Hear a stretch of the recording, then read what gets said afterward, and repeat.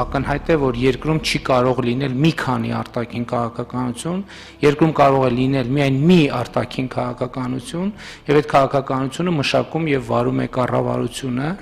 Այսօրվա իշխանություններին հարկավոր է դիտարկել այն քաղաքական գործառույթի տրամաբանության մեջ, որը նրանք կարծես ի սկզբանե վերցրել են։ Հայաստանի վարչակազմն ըստ էության որքանով դա հնարավոր է եւ սպասարկում է Ռուսաստանի շահերը Ուկրաինայի հետ հակամարտության եւ Արևմուտքի հետ գլոբալ դիմակայության հարցում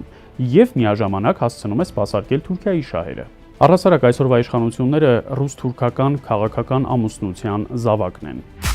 Այդ տեսակետից սրանք այս բոլոր փոթորիկների եւ մարտահրավերների մեջ անշեղորեն պահպանում են իրենց այդ դերակատարումը, սկսած Պաղեստինի ճանաչումից, առևտրային եւ վերարտահանման հարցերում Ռուսաստանի Դաշնությանը աջակցությունը թաքուն պահպանելուց եւ այլն։ Այն կարողությունները, որոնք այս իշխանություններն ունակ են մատուցել այլ պետություններին, անում են։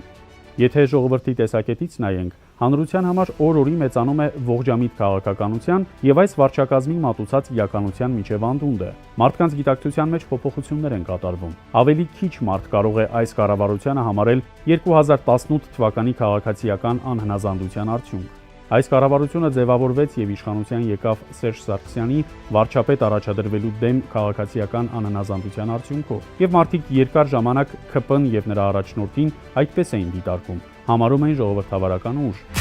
Նախորդ իշխանությունների ժամանակ հին նոր սև ու սպիտակ նախքին ներկա այս թեզը աշխատեց, վստահաբար աշխատել է։ Հիմա 2026-ի այս տարվա հունիսին, եթե միջետ աշխարհում բեկումնային փոփոխություններ, պայմանավորվածություններ չլինեն, այսինքն եթե եղան Հայաստանում իշխանապողությունը հաշված օրերի ընթացքում լինելու, որտեղ Փաշինյանը գլոբալիստների նշանակած անձ է, իսկ այսօր գնում են մեծ հաշվով աշխարհում հակագլոբալիստական ուժերի դաշինք կա, վստահաբար 3 պետության առաջնորդներ՝ Միացյալ Նահանգներ, Ռուսաստան եւ Չինաստան, իրենք հակագլոբալիստ են։ Հիմա էապես նվազել է կառավարության աջակցությունը։ Վարկանիշները ցույց են տալիս, որ մարդիկ այդ կերպարին վաղուց այլևս չեն հավատում։ Մեր հանրության գլխավոր սպասումը խաղաղությունն է եւ խաղաղության խնդրի շուրջ շանտաժը շատ ազդեցիկ գործողություն է։ Ներկայացված է այսպես կոչված խաղաղության օրակարգ, որպես քաղաքականության գլխավոր դրույթ եւ թեզ։ Այն կարմիր գծով անցնում է եւ հուզական պահ է առաջանում, երբ մարդիկ ուզում են հույս կապել դրա հետ։ Այդ տրամաբանության մեջ է շարադրվում պետական քարոզչական արշավը, թե Ռուսաստանի Դաշնությունը բացասական կերպար է եւ Հայաստանի խնդիրների ու Արցախի կորստի պատճառը Ռուսաստանն է։ Պնդում են, թե պայքարում են խաղաղության հասնելու համար, բայց ոչինչ չի ստացվում։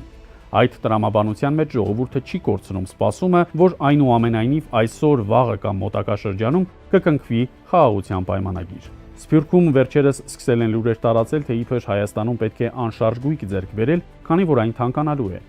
Պատճառն այն է, թե իբր խաղաղության նախաստորագրված պայմանագիրն ուր որ է ստորագրելու են եւ անշարժ գույքի գները բարձրանալու են։ Եվ մարդիկ Հունաստանից, Միացյալ Նահանգներից, այլ տեղերից զանգում ու հետաքրքրվում են, ինչ վիճակ է անշարժ գույքի շուկայում, ինչ դասավորություն է։ Եվ երբ իրավիճակի մասին տեղեկություններ են ստանում, զարմացած են մնում Սփյուռքում Հայաստանի Հանրապետության պետական ներկայացուցիչների քարոզչության եւ իրականության անհամապատասխանության առումով։ Սա քաղաքականություն է, քարոզարշավ է եւ աշխատում է։ Մարդիկ խաղաղություն են ուզում, դա բնական սպասում է եւ խաղաղության հարցով ձեռնացություններ անելը անպարտելի քաղաքականություն է։ Միշտ կարելի է արծարծել այդ հարցը եւ դրա շուրջ գտնել հանրության վրա քարոզչական գործիքներով ազդելու հնարավորություն։ Միասնականության, համախմբման, առողջ ինչ-որ օրակարգեր առաջ քաշելու, դրա շուրջ ամբողջ հանրության ներուժը մոբիլիզացնելու խնդիր կա, որովհետև եթե այդ սպառնալիքները սկսեն կյանքի կոչվել, այդ ականները սկսեն պայթել, էլ նիկոլական, ոչ նիկոլական, էլ բաժանումներ չեն հարցնելու։ Չեն ասելու դու որ ճամբարից ես, դու ինչ քաղաքական համոզմունք ունես, դու աջ ես թե ձախ ես։ Հայաստանի եւ Ադրբեջանի միջև արմատական, հիմնարար եւ երկարատև խաղաղության պայմանագրի հարցը միջազգային իրավունքի նորմերից, ավանդույթից, խնդրի առարկայից ելնելով մի շարք այլ հարցերի հետ է առնչվում։ Դրանց շարքում են սահմանազատումը, ապառազմականացումը, հաղորդակցությունների վերաբացումը, Արցախի հարցը, ինչպես նաեւ հաշտեցումը, ճշմարտության վերհանումը եւ մի շարք այլ հանգամանքներ։ Որոշիր հարգելի քաղաքացի, թե որ երեսն է ճիշտ։